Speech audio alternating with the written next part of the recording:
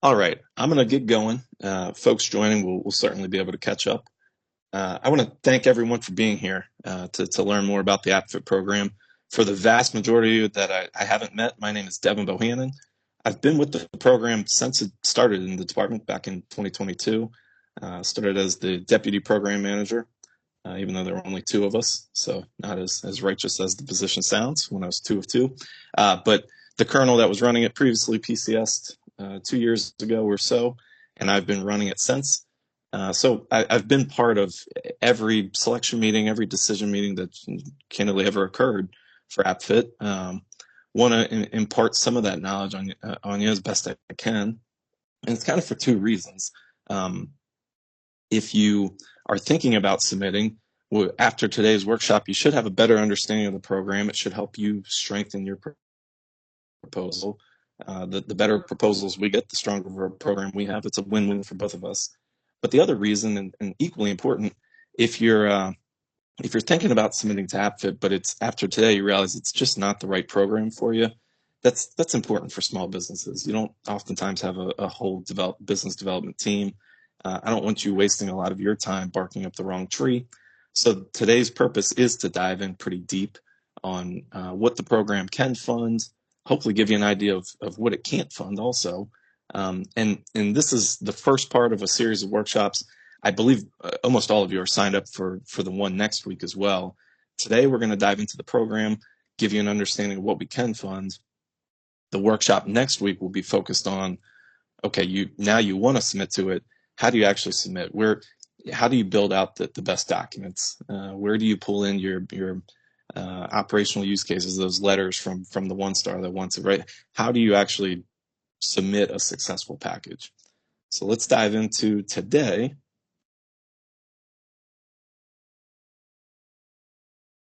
All right, I'm going to start with a quick introduction to the program.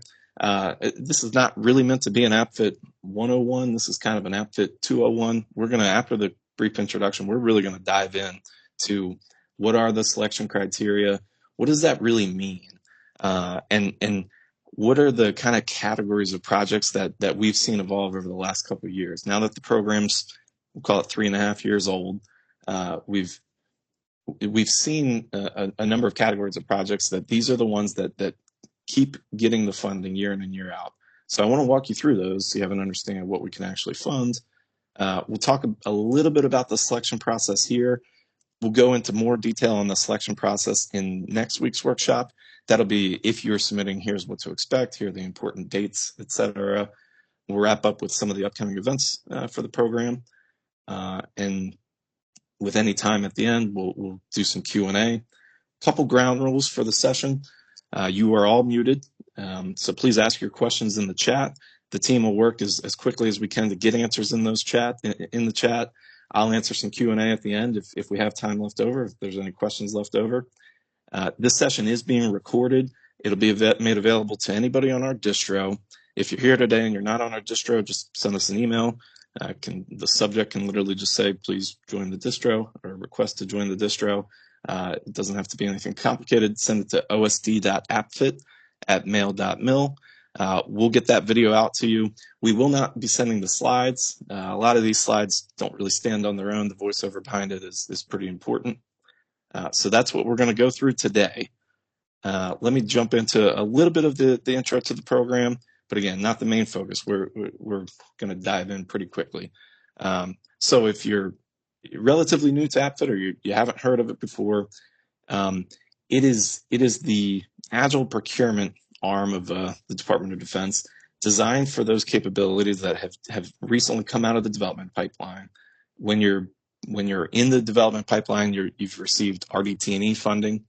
At the completion of that, if you have a service that's interested in buying your capability, you have a combatant command component that's interested in using it, that's all well and good. But oftentimes the downside is, now you've completed RDT&E, we need procurement dollars to start buying your capability. And then you'll start to hear this, well, we need to get a requirement in place first. And then we can, what we call POM for the money. So, small business that's, doesn't have a ton of revenue streams, we really like your stuff. If you can just hang on for 2 to 3 years, we'll get you the money and we'll start buying from you. Obviously, that doesn't work very well.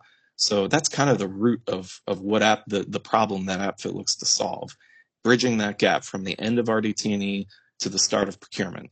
We, at the Office of the Secretary of Defense level, can help give the services procurement dollars so they can start buying it right away while they get their procurement dollars in place.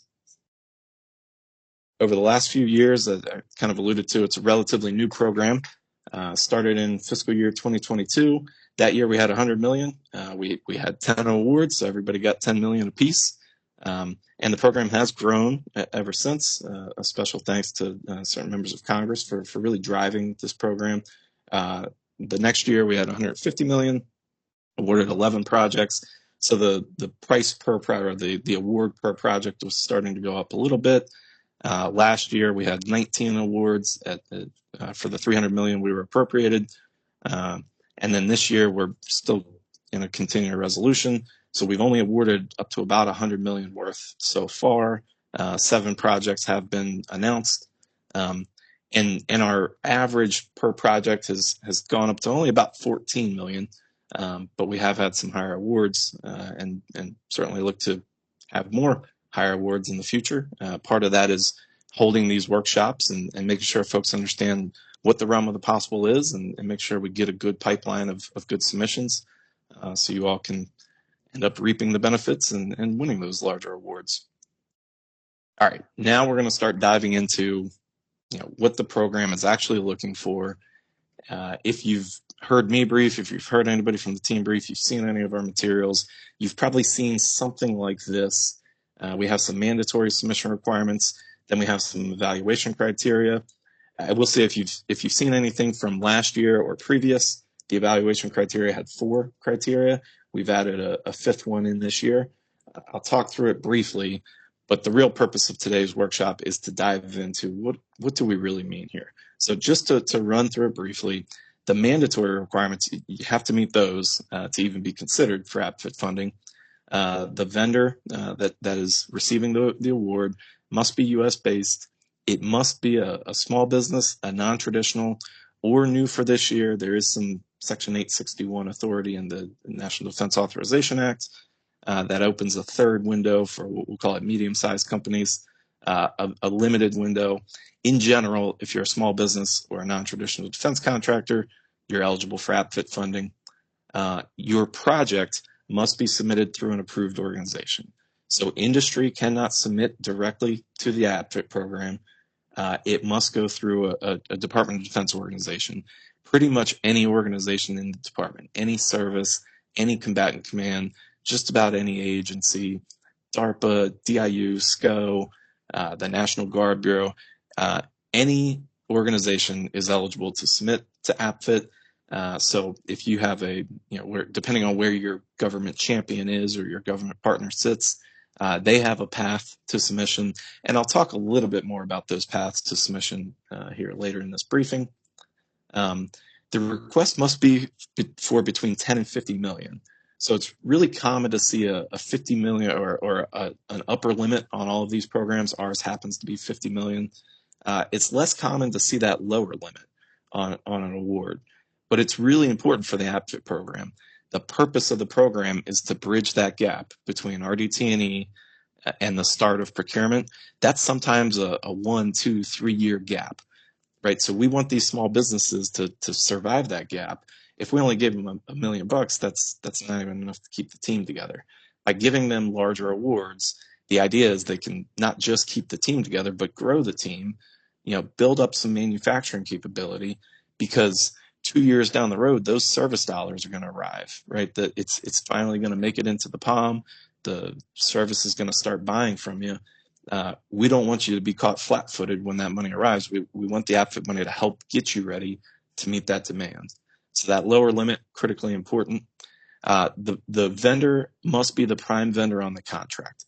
So we're not looking for those awards that our money is going to go to Lockheed and some of it may or may not make it to you. We want you to be the provider of the capability. I'm going to talk on this point quite a bit more. There are some exceptions, and we'll get into that later in the briefing. But At least for the APFIT award, we're looking to have the vendor directly on contract. We are open to any contracting path. That's kind of our FIT evaluation criteria, speed of obligation. We can use other transaction agreements. We can use SBIR phase 3s are very common.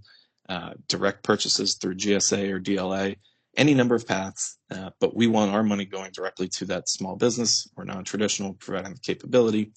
And then the last mandatory submission one, APFIT provides procurement dollars, right? RDT&E is finished. Now you need that first wave of procurement dollars before the service dollars show up. So it has to legally be appropriate for procurement dollars. This should be a relatively obvious statement, but it can sometimes be tricky for APFIT because we're targeting the tail end of that RDT&E cycle. We don't want you to lose momentum getting caught up in the bureaucracy of the department. We want you to roll right from the end of development into production. So we often see a blurred line where we still have to do this test, we still have to finish this. For APFIT, we are looking to buy a mature product, right? APFIT can buy the iPhone 1 off the shelf, knowing full well that there's development on the iPhone 2, 3, and so on happening in the background. But there has to be a mature product ready to be purchased with the APFIT funding. On the other side of this, we also sometimes come up close to the operations and maintenance. So in general, for the department, and just like probably any of your businesses, you have capital expenses and you have operating expenses. Capital expenses are those things you're purchasing, operating expenses, the fuel, the maintenance, etc. APFIT is looking to buy the capital expense. If things like contractor-owned, contractor-operated, if you're coming to the APFIT program looking for us to pay for the next year of your contractor-owned, contractor-operated capability, that's not a capital expense, that's an operating expense. Similarly, software as a service, a 1-year license, that is almost always considered an operating expense. The department has a different color of money for that. We'll call it operations and maintenance, O&M funding. If it's something that's squarely in the O&M bin, that's not going to be appropriate for APFIT. APFIT is procurement dollars looking to buy those capital expenditures. That doesn't mean it has to be a huge system. We've bought systems that literally fit in the palm of your hand, but we are buying them from the company. We are not just paying to use them for a year. So those are the mandatory requirements you've got to meet. Once you meet those, now you can be put on the table for consideration. The evaluation criteria we're going to judge you on to see whether you get funded or not, in priority order here, first and foremost, the warfighter impact. You can be weaker in some of these other categories, but if that warfighter is saying this is important, that's automatically going to bring you towards the top of the racked and stacked list. We rely pretty heavily on the joint staff to give us that input. They're relying on the combatant commands to help us figure out which ones really do rise to the top and move the needle the most for the department. So that is our number one criteria, always has been, probably always will be. Number two criteria is future procurement. So APFIT is not designed to be a one-time purchase. We are designed to bridge that gap from the end of development into the service buying more of it. If the department only needs 10 of whatever system you offer, right? It's an exquisite system, and APFIT's going to buy all 10 of them, and there's no plan to buy after the APFIT money runs out. That's not a good fit for the program. We want to be that stepping stone into more sustained procurement.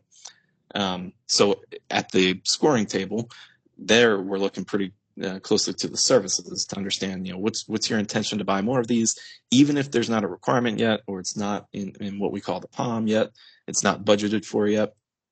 If the services kind of give us the indication that, yes, we're reading the tea leaves, we know this is going to be a requirement, we know we're going to end up buying it one day, then APFIT can start the buying now rather than waiting for all that to get into place. But future procurement, critical criteria for us. The third one, and this is the new one I alluded to, is the company impact, right? We're awarding between $10 and $50 million. If it's a non-traditional performer that's worth billions of dollars, our award isn't making much of an impact to the company. So for those types of companies or those types of capabilities, it's going to have to be a really high warfighter impact. The services are going to have to really be on board for buying more of it.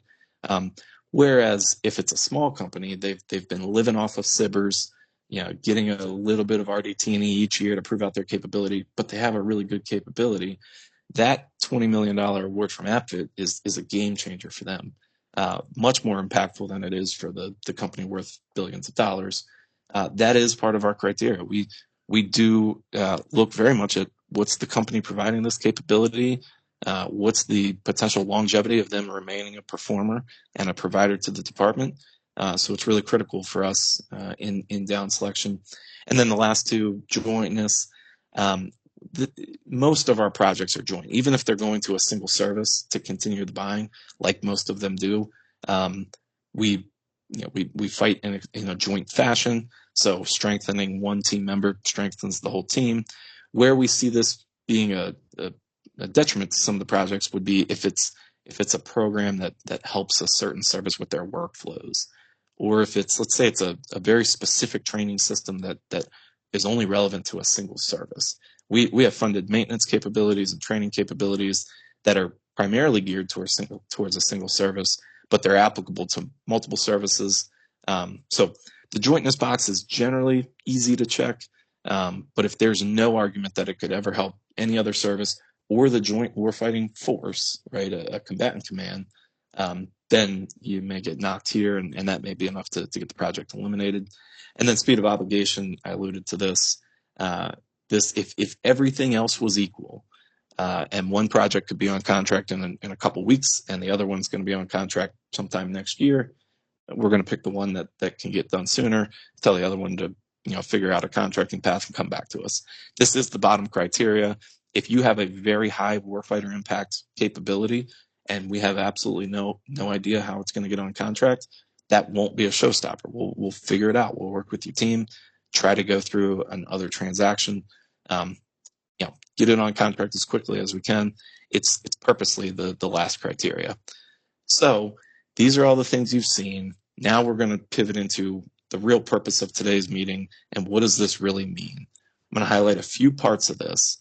First of all, you don't actually see this in the writing anywhere, but it's kind of implied by the program. Innovative, the word innovative in the title. We're looking for those things that have recently come out of the RDT&E pipeline.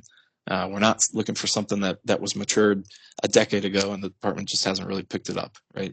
Whatever that pipeline looks like, even if it's industry bringing a mature product to the department, it's very rare. I haven't seen where we start buying it en masse right away.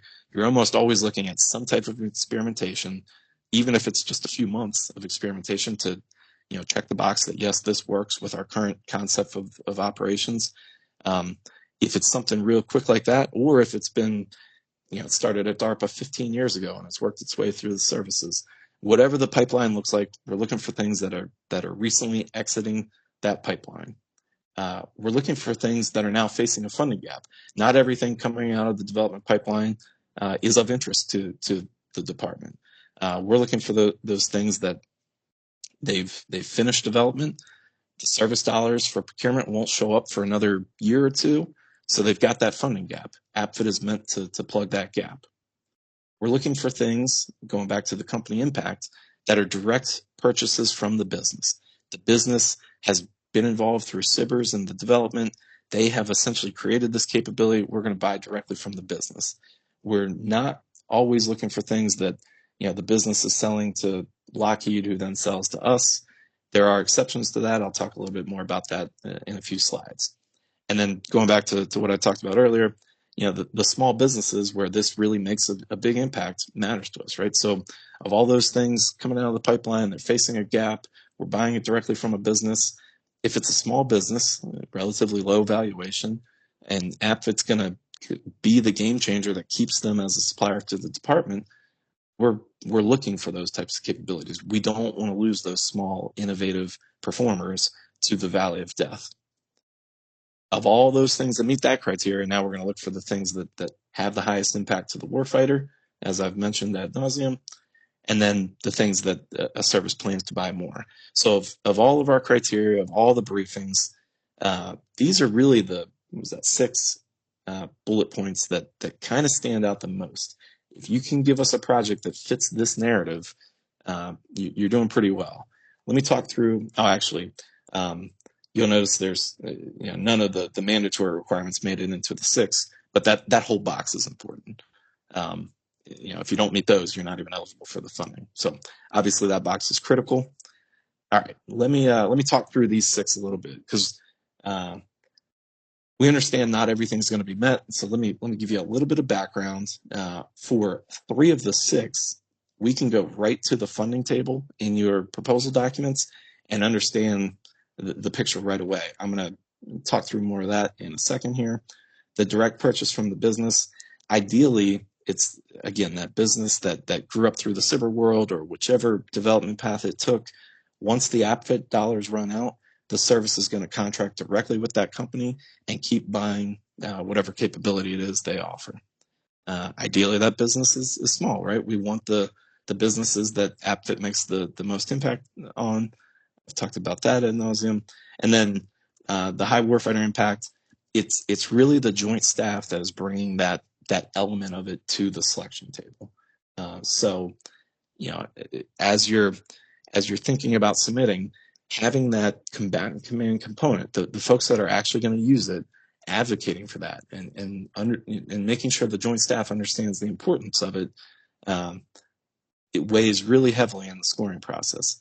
And for you all, something unique about the APFIT program, we never put parameters on what we're looking for in terms of technology. You're never going to see an APFIT call, or at least historically, you haven't seen an APFIT call that says we're only looking for counter-UAS, or we're only looking for comm systems, or whatever it may be. It's always open-ended. So you're going to have underwater systems competing with space-based systems, competing with comm systems, competing with maintenance systems or training systems. The joint staff helps us weed through all that in the down selection process to say of all these apples and oranges that we have on the table, this one moves the needle the most. And per statute written into the law when APFIT was established, all of these projects are run by the vice chairman of the Joint Chiefs of Staff. So when he or she is looking at the whole list of submissions, they're going to key in on those few areas that move the needle the most for us. And those, you can read the news and generally understand what those areas might be. No surprise, last year, counter-UAS was a pretty hot topic. Of the 7 projects we've announced in fiscal year 2025, 2 of them are counter-UAS. That is a direct result of how the joint staff scored that warfighter impact in the down selection process. As the priorities of the department change, likely the joint staff's priorities on which ones hold the highest impact to the warfighter are also going to change.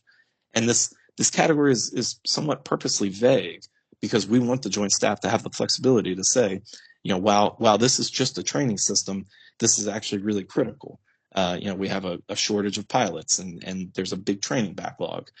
This is really, this actually moves the needle more than that system meant to be used downrange. And the joint staff is really good at seeing whether it's a maintenance tool or a training tool, seeing the overall operational benefit to it and scoring it appropriately. So I mentioned 3 of these 6 criteria you can see in the funding table. So this is a completely made up funding table just to be used as an example. But going back to the recently completed RDT&E, in this made up funding table, you can see this made up program looks like it started as a SIBR, must have been successful because it moved into a service lab. Now we're at 6.3 prototyping development dollars. So it received that in fiscal year 24. Looks like it was successful because it moved into experimentation into the 6.4 RDT&E realm.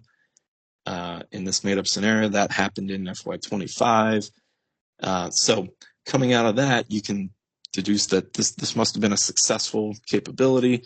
Service was interested in it, and the story here might be that the service, they're looking at their POM 28 cycle, right? So they're thinking they're going to start buying this capability.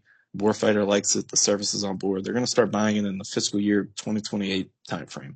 They may try to do what's called an issue paper in 27, but that's not looking likely. So, they're going to start buying at roughly, they're thinking 10 million a year. And then they've budgeted, or they plan on budgeting in some operations and maintenance to actually use the system. So just this made up funding table here can tell me right away, this is a capability that has recently completed RDT&E, right? It's finishing in FY25. You can clearly see the gap before the service procurement dollars show up.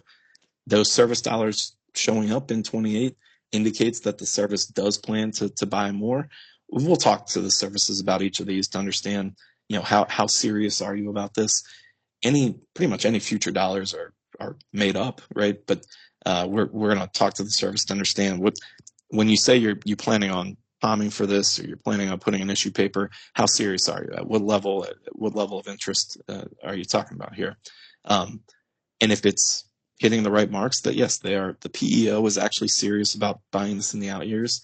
Then it leaves you with maybe a funding profile that looks like this, and this is looking perfect for APFIT. You've got that gap. So now we need to figure out, well, how much do we ask for? Something we want to be careful with the APFIT dollars are, we don't want to create a huge surge in demand only for you to have to lay off folks after the APFIT money arrives. So if the service is buying at roughly 10 million a year, you may think, well, we'll ask 20 million from APFIT to get us over those 2 years. I would actually push back on that a little bit because those first production runs, there's likely to be some lessons learned, likely to be more expensive through low rate initial production than it is in full rate production. So I would think something like 27, just given this funding profile, probably makes a little bit more sense. All right, so we understand not every project is going to hit all 6 of these marks. Now I'm going to talk through some of the different project categories. So the first one does hit all 6 of the marks. We'll call this the perfect fit. I would say close to about half of our projects do fall into this category.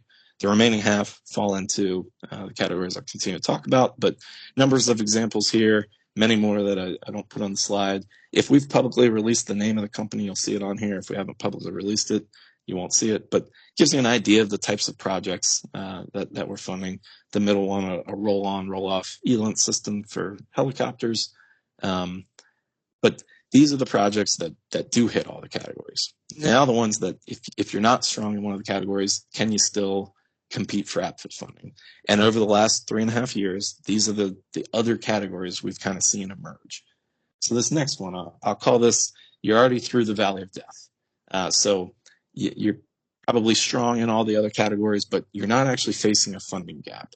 A few examples here, and I'll go back to the funding table because this is a made-up funding table, but it's actually pretty similar to one of the ones on here. So you can see, it looks like this project finished development, finished some experimentation in fiscal year 2022. There was a gap. They've already gotten through it. Fast forward to 2024. The service program office maybe got an issue paper in. They're going to start buying it at, let's say, $5 million a year. Immediately, when I look at this, I would say they missed the mark, right? They should have asked for APFIT money in 23, then it would have been a perfect fit. But maybe they didn't know about the program. They just got the documents in late, whatever it may be, they're asking for 24 money. So in this case, we're not accelerating procurement. The service is going to start buying it in 24. APFIT's going to start buying it in 24. But we are accelerating the fielding of it. We're buying more upfront, but going back to we don't want to create a bow wave only for you to have to lay folks off when the demand goes back down. We want to be really careful that the company can absorb the extra dollars, right? Use the APFIT dollars to help get through that low rate initial production so that you can keep the same staff and the same workflows going into the sustained purchases from the program office in the out years.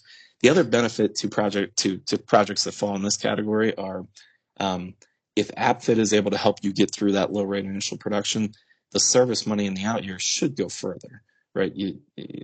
Through economies of scale, a better production line at the company, that $5 million should buy more than would have originally been able to purchase. This is not a category we're actively looking for, right? This is the one we really want to catch you, so you're getting the APFIT money in 23. But we have funded projects that fall into this category, so I do want to present it as a viable category, not the top priority of the program, but sometimes it may not be too late. You're going to need that high warfighter impact for a project like this to get through. All right, the next category, we'll call this the subsystem or the subcomponent. So this is the one that after the APFIT money, the department follow-on purchases won't be directly with your company. The department will be buying something from one of the large traditional primes, more than likely. Your company is the supplier to that. So in cases like this, where we've seen this be successful is if you're the only U.S.-based supplier of the system, or there's a very small number of suppliers. One of them is a small business that happens to be you, and the throughput capacity right now is nowhere near enough to meet the demands of the department, and we don't want that large prime to go looking at foreign sources to fill that need. So helping a small business build their production capacity so they can provide that subsystem or subcomponent at the needed rate that the department needs is a viable category. There's a spectrum to subsystems. So this one in the upper right, hidden level, provides a passive radar for counter-UAS systems. The department's going to buy the whole counter-UAS system from a large integrator. They're not buying just the one component from hidden level. But this is a key, if not the most key subsystem of that counter-UAS system, right? So that one's still squarely within the APFIT lane. If you think about any system, right, it probably breaks down into a couple subsystems. Those subsystems break into subcomponents. If you keep breaking it down further and further, eventually end up at raw materials. So where is the line? APFIT's not going to buy the raw materials. I can't foresee any situation in which APFIT funds a mining operation. So there's a line somewhere between the full up system and the raw materials that kind of stops of where APFIT can keep considering it. And a general good practice is if you can put a SKU number on the system, it might be relevant for APFIT. The phase modulator you see here, that's probably getting to the furthest, the lowest end of that line that we will probably entertain. This is a key component of a directed energy system. The piece you're looking at here is not much larger than a pencil. So we're buying the large directed energy systems from the large primes. This particular company out of Washington State is one of the sole providers of a really critical subcomponent. Even though it's a small, way down in the product list, way down in the product breakdown subcomponent, it's a critical one. The company at the time of the award did not have the capacity to meet the demands of the large primes. Through the APFIT award, we've actually helped to increase their throughput 10x. So now the large primes don't need to go look for foreign sources. They can go look at this subcomponent. So this has been a successful category for us. Next category, this is the warfighter pool category. So you've got a combatant command component that's really interested in the capability. And at the time of submission, you're not able to answer definitively that the service plans to buy more. A couple examples here, the long endurance UAS from Kraus and Donnie. There was a certain component in a certain combatant command that was really interested in this capability. At the time it came to us, the parent service did not have a requirement, really didn't have an intention to buy more of them in the out years. But this had an extremely high warfighter impact, critical capability for those users using this capability. So while it scored really poorly in that future procurement category, it scored really well in the warfighter impact category, and we were able to take some risk on that.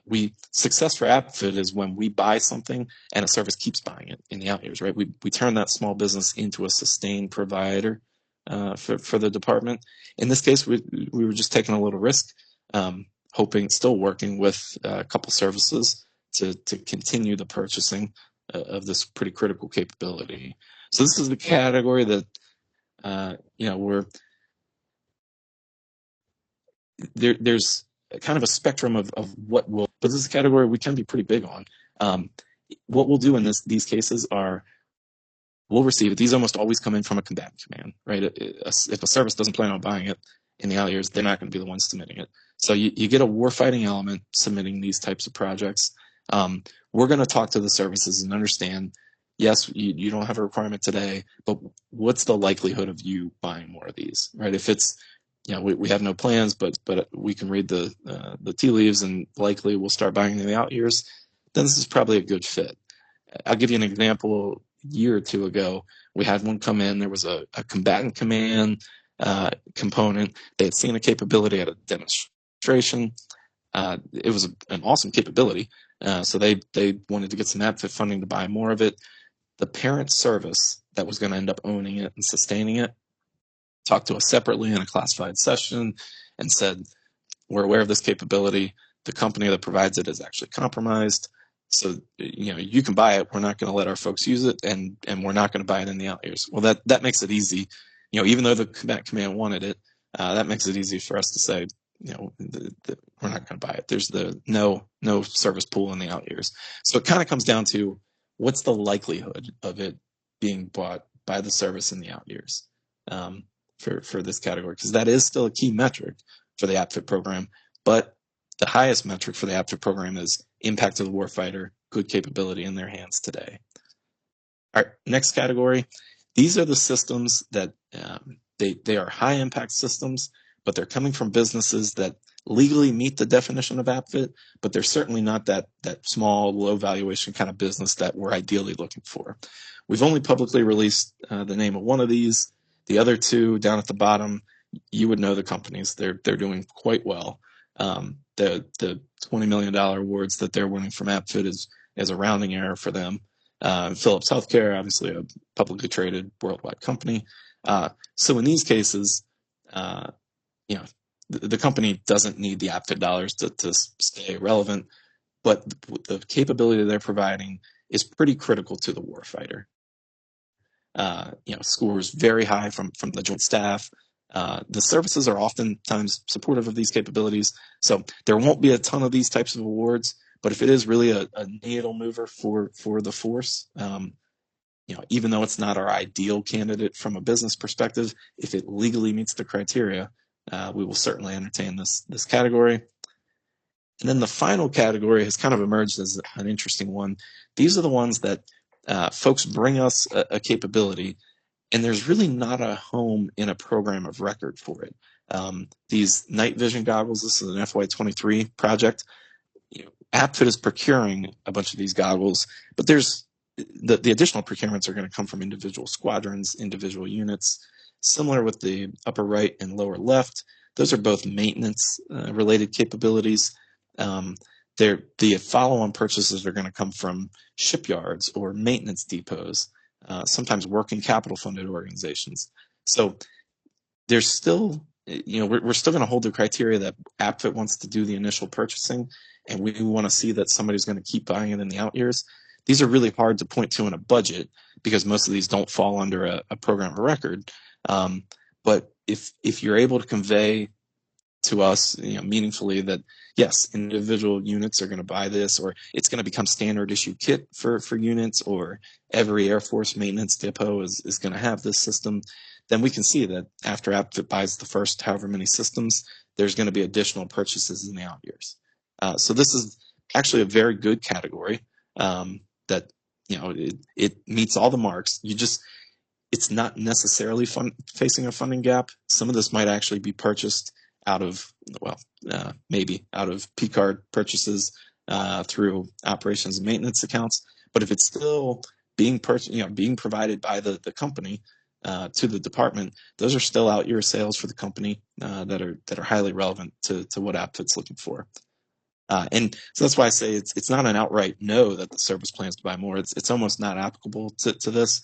It's not the big service, big PEO, big acquisition that's planning on buying more. It's those subordinate commands that are buying it out of their own pots of funding. So to summarize here, and this is really the big takeaway from today's workshop, if you don't meet all of the critical criteria we're looking for, that doesn't mean you're automatically out, right? These are kind of the 6 categories where we've seen projects fall into. This doesn't mean that if you don't fall cleanly into one of these categories that it can't be funded, but over the last 3.5 years, these are pretty much the bins that everything has fallen into. APFIT's only 3.5 years old. There may be examples that fall outside of these that then end up being good projects. But if you can cleanly fit yourself into one of these bins, then I think you ought to seriously think about committing or submitting a proposal to the program. And that's where the next workshop will become more relevant. The next workshop will really dive into how do you fill out the documents in a way that resonates with the scoring organizations. How do you add that advocacy, whether it's from the service or the warfighter, to really make that a strong proposal. So we'll go into the selection process in brief detail here. We'll really spend more time on that in the follow-on workshop. But just for your understanding, I've mentioned it a number of times, industry can't submit directly to the APFIT program. You've got to go in through an approved APFIT submitting organization.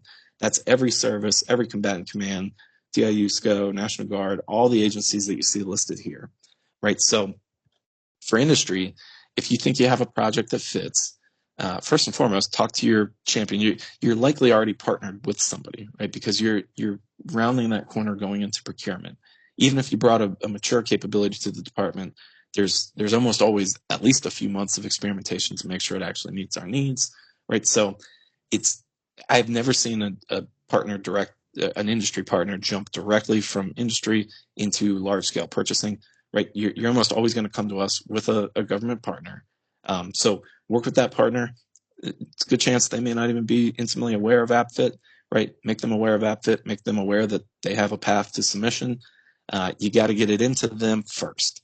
At that point, a lot of it's up to them, right? Because once you get into these organizations, once you're submitted as an APFIT to these organizations, they do a down selection before it makes it to us. So your government partner, there's some real strategy on the industry side to making sure you're picking the right partner. A lot of you may have a couple different options, transition routes you could take. Getting that most motivated government champion for your effort is really helpful, because all the services, they're going to get a lot of submissions.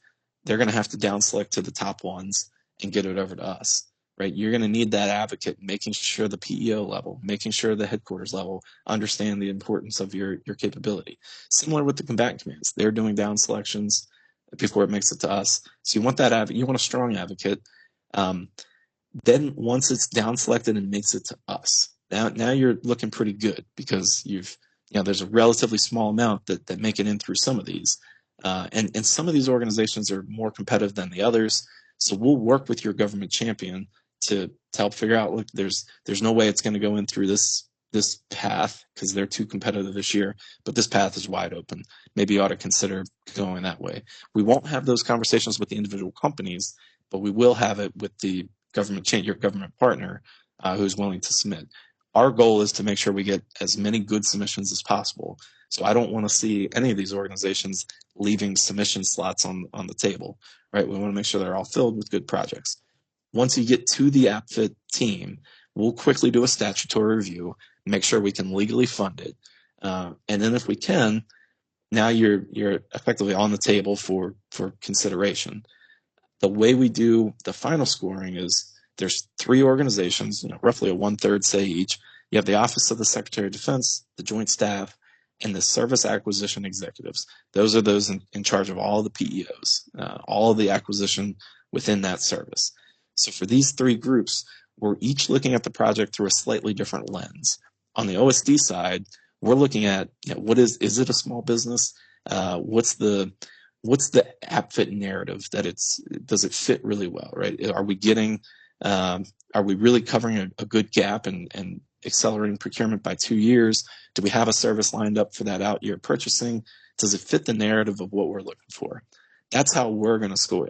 Projects that fit the APFIT narrative, almost regardless of what the capability is, are going to score higher on the OSD side. Now the Joint Staff, less concerned about the programmatics of it, and primarily concerned on, is this a high impact to the warfighter capability, right? So those projects are those that move the needle the most are going to score highest with the Joint Staff. And then the services, they're looking through the lens of, if we are given this system, do we have the money in place to sustain it, operate it, continue buying it? So when it comes to future year procurements, we're really leaning heavily on the services to provide a strong score in that regard. So no matter which path you go through, even if you come in through a combatant command, you're ultimately, the service that's going to own it and sustain it is going to have a heavy say in what gets selected. So that goes back to that strategy of if you go in through a service, they're automatically aware of it. So now your main group you want to advocate against is the Joint Staff. If you come in through a combatant command, it should be high impact to the warfighter, but you need to make sure the service is on board.